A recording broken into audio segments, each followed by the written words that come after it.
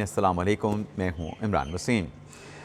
नाज़रीन, एक बार फिर कुछ बड़ा होने का इम्कान है और जो बड़ा होने जा रहा है उसकी ख़तरे की घंटी भी बजा दी गई है। अब आप सोच रहे होंगे कि इतने बड़े बड़े फ़ैसले हो गए, 27वीं आईनी तरमीम हो गई, CDF का नोटिफिकेशन हो गया, इमरान खान को तोशाखाना 2 केस में कन्विक्ट कर दिया गया, जनरल फैज़ हमीद के ख़िलाफ़ कोर्ट मार्शल प्रोसीडिंग का फ़ैसला आ गया, जैसे तारिक महमूद जहांगीरी इस्लामाबाद हाई कोर्ट के जज हैं उन्हें जज के ओहदे से हटा दिया गया, 9 मई के चंद मुकदमात का फ़ैसला सुना दिया गया। तो फिर अब क्या बड़ा होने का इम्कान है? एक तो नाजरीन, इस बड़ी ख़बर की डिटेल प्रोग्राम में आपके साथ हम शेयर करेंगे और इसके अलावा हमारे वीडियो लॉग की जो दीगर अहम ख़बरें हैं उनकी तफसीलात भी आपके साथ हम डिस्कस करेंगे। लेकिन प्रोग्राम का आगाज़ करने से पहले आपसे दरख्वास्त के चैनल को सब्सक्राइब कर लें, बेल आइकॉन का बटन प्रेस करें, वीडियो पसंद आए तो इसे लाइक और शेयर ज़रूर कीजिएगा। सबसे पहले नाज़रीन बात करेंगे पंजाब के वज़ीर आला मरियम नवाज़ से जुड़ी जो बड़ी ख़बर है। अब मरियम नवाज़ साहबा जब से वज़ीर आला बनी हैं, उनकी जानिब से प्रोजेक्ट पे प्रोजेक्ट जो है वो लॉन्च किए जा रहे हैं। मरियम नवाज़ साहबा की एक ख्वाहिश थी और ये ख्वाहिश उन लोगों की तरफ से थी जिनकी जायदादों पे, जिनकी प्रॉपर्टीज़ पे कब्ज़ा कर लिया जाता था और फिर उस ज़मीन की, उस प्रॉपर्टी के एक टुकड़े के लिए जो साइलीन होते थे, जो मुतासरीन होते थे, वो कई कई दहाइयाँ अदालतों के चक्कर लगाते रहते थे। तो पंजाब हुकूमत ने एक कानून बनाया और उस कानून के तहत जो लोगों की प्रॉपर्टीज़ के जो तनाज़ात थे उनके 90 दिन के अंदर फ़ैसला करने का इंतज़ामिया को अख्तियार दिया गया। लोगों के कब्ज़े छुड़वाए गए, लोगों को कब्ज़े जो है वो दिलवाए गए इस कानून के बाद। अब नाज़रीन, ये जो मरियम नवाज़ साहबा की ख्वाहिश थी या मरियम नवाज़ का जो प्लान था कि लोगों की जो प्रॉपर्टियाँ ऑक्यूपाइड कर ली जाती हैं, उन पर कब्ज़ा कर लिया जाता है, इन कब्ज़ा माफिया से लोगों को निजात दिलाने के लिए जो कानून साजी की गई, डेवलपमेंट नाज़रीन ये हुई है कि वो कानून, प्रॉपर्टी जो ऑर्डिनेंस बना, उसे लाहौर हाई कोर्ट में चैलेंज किया गया और लाहौर हाई कोर्ट की चीफ जस्टिस आलिया नीलम साहबा ने ना सिर्फ उस कानून को रोक दिया है बल्कि उस कानून के ख़िलाफ़ जो अमल दरामद भी रोक दिया गया है। और अब तक जितने कब्ज़े लेके मुतासरीन को दिए गए हैं वो तमाम कब्ज़े लाहौर हाई कोर्ट ने पहले वाली पोजीशन पर बहाल करने का हुक्म दे दिया है। यानी अगर मिस्टर ए से कब्ज़ा लेके मिस्टर बी को दिया गया है तो वो कब्ज़ा दोबारा मिस्टर ए को देने का हुक्म दे दिया गया है। और जितनी भी दरख्वास्तें इस कानून के ख़िलाफ़ आई थीं, लाहौर हाई कोर्ट ने उन तमाम दरख्वास्तों को यकजा करके एक साथ सुनने का फ़ैसला किया है और उस पर फुल बेंच जो है वो बनाने का फ़ैसला किया गया है। और जो लाहौर हाई कोर्ट की चीफ जस्टिस हैं आलिया नीलम साहबा, उनकी तरफ से कहा गया कि अगर इस अंदाज से लोगों की प्रॉपर्टियों पर जो कब्ज़े है वो छुड़वाए जाने लगे या कब्ज़े दिलवाए जाने लगे तो फिर आधे घंटे में जो जाती उमरा है वो भी जाती उमरा के मकीनों से छीन सकता है। तो अब अदालत ने इन कवानीन के ख़िलाफ़ जो दरख्वास्तें हैं उनको क्लब करके इकट्ठा ये मुकदमा सुनने का फ़ैसला किया है और पंजाब हुकूमत को नोटिस भी कर दिया गया है। अब नाज़रीन, ये जो फ़ैसला इस्लामाबाद अपना लाहौर हाई कोर्ट ने किया है, इसमें रिजर्वेशन क्या हैं लाहौर हाई कोर्ट के? अदालत के सामने दरख्वास्त गुज़ारों के कंटेंशन क्या थे? कंटेंशन नाज़रीन ये थी कि जो लोग हाई कोर्ट में गए, जिन्होंने रिट पिटीशन फ़ाइल की, उनका ये कहना था कि हमारा केस तो अदालत में चल रहा था, अभी तो अदलिया की जानिब से पेंडिंग केस का फ़ैसला नहीं हुआ था, लेकिन इस कानून साजी के ज़रिए जो इंतज़ामिया को अख्तियार दिया गया, इंतज़ामिया के जो एक्शंस हैं वो अदालत में पड़े जो ज़ेर इल्तवा मुकदमात हैं उनको प्रेजुडिस कर रहे हैं, उनको मुतासर कर रहे हैं। तो इस नुक्ते के ऊपर अब ये लाहौर हाई कोर्ट ने कार्रवाई करने का फ़ैसला किया है, पंजाब हुकूमत को नोटिस किया गया है और जो कानून बना है कब्ज़ा माफिया के ख़िलाफ़ गैर कानूनी कब्ज़े छुड़वाने के लिए, अब उस कानून का लाहौर हाई कोर्ट में जायज़ा लिया जाएगा। तो देखते हैं फर्दर क्या डेवलपमेंट होती है। आज तो ये फ़ैसला आया है कि इस कानून पर अमल दरामद रोक दिया गया है, कानून को जो है वो सस्पेंड कर दिया गया है। अब नाज़रीन आते हैं दूसरी खबर। छोटी सी खबर है और वो अदालती मामलात से जुड़ी है। पाकिस्तान तहरीक इंसाफ के रहनुमा जुल्फ़ी बुखारी साहब, जो कि मफरूर हैं, इश्तिहारी उनको करार दिया जा चुका है, उनकी कस्टडी के लिए पाकिस्तान ने इंटरपोल से रजू किया था। पाकिस्तान की जानिब से इंटरपोल को मालूमात और दस्तावेज़ात भी फराहम की गई थी। इंटरपोल ने इस मामले पे जुल्फ़ी बुखारी की लीगल टीम से रब्ता किया तो लीगल टीम ने जो जवाब जमा करवाया इंटरपोल के हुकाम को, उसके बाद नाज़रीन अब इंटरपोल ने जो कस्टडी का मामला था, जो तफ्तीश जुल्फ़ी बुखारी के ख़िलाफ़ इंटरपोल के हुकाम कर रहे थे, अब इस फाइल को क्लोज़ कर दिया गया है। और इंटरपोल ने अपने इस फैसले से मुतल्लिक यहाँ पर पाकिस्तानी हुकाम यानी FIA के हुकाम और उसके साथ साथ जुल्फ़ी बुखारी की जो लीगल टीम है उसको भी आगाह कर दिया है कि फ़र्दर जुल्फ़ी बुखारी के ख़िलाफ़ इंटरपोल जो है वो किसी किस्म की तफ्तीश नहीं कर रहा, तफ्तीश वाली फ़ाइल को क्लोज़ कर दिया गया है। यानी कस्टडी का मामला जो पाकिस्तान ने इंटरपोल से रजू किया था, ये कस्टडी का मामला, ये फ़ाइल जो है वो इंटरपोल ने क्लोज़ कर दी है कि ये कस्टडी जुल्फ़ी बुखारी की पाकिस्तान के हुकाम को नहीं दी जा सकती। अब नाज़रीन आते हैं PTI की ख़बरों से मुतल्लिक जो डिटेल्स हैं वो आपकी खिदमत में पेश कर दें। पहले तो अचकज़ई साहब की बात कर लें। नाज़रीन महमूद खान अचकज़ई, जिनकी तरफ से 2 रोज़ा कॉन्फ्रेंस में इस बात की पेशकश की गई हुकूमत को कि हम बातचीत के लिए, मुज़ाकरात के लिए तैयार हैं।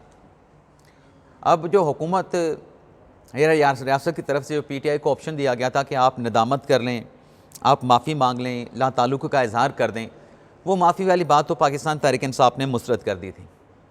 लेकिन खान साहब ने मैंडेट दिया अचकज़ई साहब को कि बातचीत करेंगे तो आप करेंगे, आप करें इनके साथ बातचीत। और यही बात लेके, इसी मैंडेट को लेके बैरिस्टर गौर साहब ने एक कमेटी बनाने की तजवीज़ भी दी थी कि वो जमातें जो तहरीक इंसाफ के ख़यालात के हम ख्याल हैं उनको भी साथ मिलाया जाए, इसके लिए कमेटी बनाई जाए। और बैरिस्टर गौर साहब का दरअसल कहना यह था कि जब हम हाथ मिलाएंगे तो हाथ मिलाने से मुश्किलात का रास्ता निकलेगा, मुश्किलात से निकलने का रास्ता बनेगा। और गौर साहब ने कहा कि जब बातचीत करेंगे तो बात से बात बनेगी। अब अचकज़ई साहब ने ऐलान कर दिया 2 रोज़ा जो APC मुनक़्क़द की गई इस्लामाबाद में कि बातचीत करते हैं, मुज़ाकरात करने के लिए तैयार हैं। लेकिन आज जो इमरान खान साहब के खिलाफ तोशाखाना का केस आया, फैसले के बाद खान साहब के अकाउंट्स पर एक पोस्ट की गई है, एक पैगाम पब्लिक किया गया है। माजरत के साथ वो पैगाम मेरी नज़रों से नहीं गुज़रा। आज मैंने वो पैगाम पढ़ा है। उस पैगाम में इमरान खान साहब ने एक मरतबा फिर आसिम मुनीर साहब को हिट किया है, आसिम मुनीर साहब को टारगेट किया है। और पाकिस्तान तहरीक इंसाफ की क़यादत ये वाज़े तौर पे कह चुकी है कि इमरान खान के अकाउंट को, इमरान खान के अकाउंट से पब्लिक होने वाले हर पैगाम को हम ओन करते हैं। अब एक तरफ अचकज़ई साहब की जानिब से तहरीक तहफ़्फ़ुज़ पाकिस्तान के प्लेटफार्म से मुज़ाकरात और बातचीत की बात की जा रही है, ऑफ़र की जा रही है। दूसरी तरफ इमरान खान साहब के एक्स अकाउंट से जो पैगाम पब्लिक हुआ है, पहले तो ज़बानी स्टेटमेंट जारी हो रहे थे, अब तो खान साहब के अकाउंट से ये पैगाम पब्लिक किया गया है कि जो सोहेल अफरीदी साहब हैं उन्हें स्ट्रीट मूवमेंट शुरू करने का कहा गया है। अब नाज़रीन यहाँ पे आप तज़ाद देखें, तहरीक इंसाफ क्या कह रही है। खान साहब का ये पैगाम पब्लिक करने के बाद जो PTI के सेक्रेटरी इत्तलात हैं जनाब शेख वकास अकरम साहब, वो ये कह रहे हैं कि अचकज़ई साहब बेशक अपना काम करें, मुज़ाकरात करें, बातचीत करें, उन्हें खुली छुट्टी है, उन्हें ये मुज़ाकरात बातचीत की मुकम्मल आज़ादी है।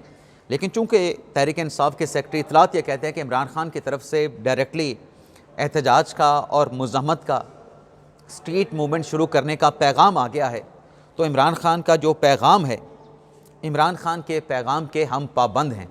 हम तो एहतजाजी तहरीक ही चलाएँगे, हम मुज़ाकरात वाली कहानी में नहीं पड़ते। तो अचकज़ई साहब, जब एक तरफ आप मुज़ाकरात की बात करेंगे, दूसरी तरफ आप मुज़ाहमत और इस किस्म की सियासत को लेके चलेंगे, तो फिर मुज़ाकरात वाली जो बेल है वो मुंडे कैसे चढ़ेगी। अचकज़ई साहब के पास फिर क्या स्पेस बनेगी जब खान साहब के अकाउंट से इस तरह के ट्वीट्स किए जाएंगे, इस तरह के पोस्ट किए जाएंगे, पैगाम पब्लिक किए जाएंगे, तो अचकज़ई साहब फिर मुज़ाकरात की बात करना उनका बिल्कुल फ़जूल है।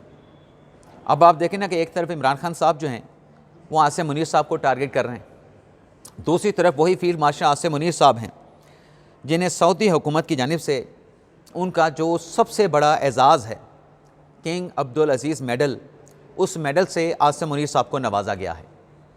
और आसिम मुनीर साहब की जो सलाहियतें हैं, उन सलाहियतों का एतराफ़ किया गया है। और जो पाक सऊदी अरब ताल्लुकात में इस्तेहकाम लाने में जो उनकी कोशिशें हैं, उन कोशिशों की भी सऊदी हुकूमत ने, सऊदी शाही ख़ानदान ने तारीफ़ की है। तो एक तरफ टारगेट करने वाले हैं, दूसरी तरफ फील्ड मार्शल आसिम मुनीर साहब को सराहा जा रहा है उनकी सलाहियतों और उनके विजन की बुनियाद पे दुनिया के ममालिक की जानिब से। और ये सिर्फ मेडल नहीं नाज़रीन, जो किंग अब्दुल अज़ीज़ मेडल दिया गया, इससे पहले आप ये देखें ना कि सऊदी हुकूमत ने पाकिस्तान के साथ एक दिफाई एग्रीमेंट भी किया, दिफाई मुआहदा भी किया, वो भी एक एजाज़ है। अब ये मुआहदा कैसे हुआ, इसमें फील्ड मार्शल आसिम मुनीर साहब की क्या कोशिशें थी, क्या काविशें थीं, वो किसी से ढकी छुपी नहीं। अब इस सारे तनाज़र में बात ये हो रही है कि क्या बड़ा होने का इम्कान है। जैसा कि मैंने आगाज़ में कहा कि 2 जजेस 27वीं आईनी तरमीम के बाद रिज़ाइन कर गए, मंसूर अली शाह साहब, अतहर मिनल्ला साहब। CDF के नोटिफिकेशन के ऊपर प्रोपेगेंडा किया गया, अल्टीमेटली वो नोटिफिकेशन भी जारी कर दिया गया। अब नवंबर या दिसंबर 2030 तक जो हैं आसिम मुनीर साहब जो हैं वो आर्मी चीफ़ भी रहेंगे और चीफ़ ऑफ डिफेंस फोर्सेस भी रहेंगे। और फिर 27वीं आईनी तरमीम के बाद इमरान खान साहब के ख़िलाफ़ तोशाखाना का फ़ैसला आ जाता है, 9 मई के फ़ैसले आ जाते हैं, जज साहब एक और तारिक महमूद जहांगीरी साहब रिज़ाइन कर जाते हैं।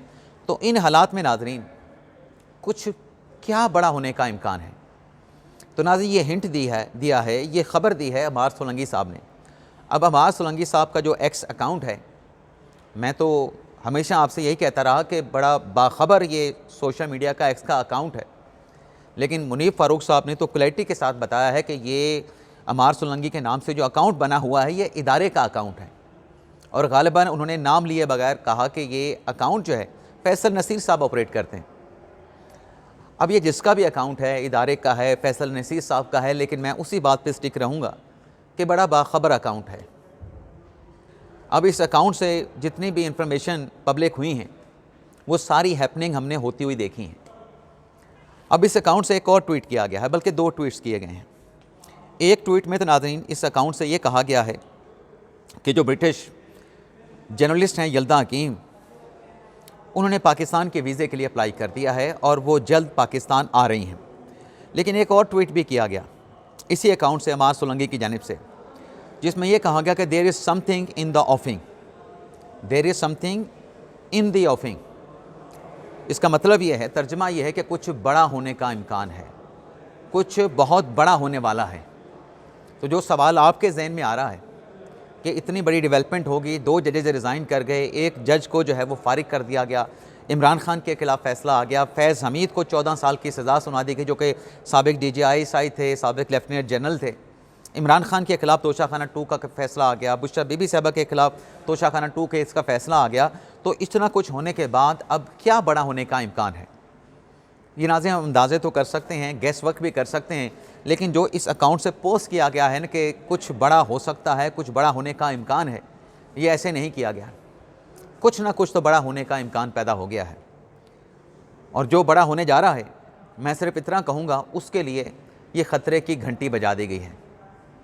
अब देखते हैं कि आइंदा आने वाले दिनों में क्या बड़ा होता है और क्या डेवलपमेंट सामने आती है, क्या ख़बर जो है वो जनरेट होती है, लेकिन कुछ होगा ज़रूर। ये अकाउंट जब बोलता है तो बेशक क्लैरिटी नहीं होती, लेकिन जो हिंट होता है वो हिंट डेफिनेटली किसी बड़ी पेशरफ्त का पेश खैमा होता है। तो देखते हैं आइंदा आने वाले दिनों में क्या बड़ी डेवलपमेंट होती है।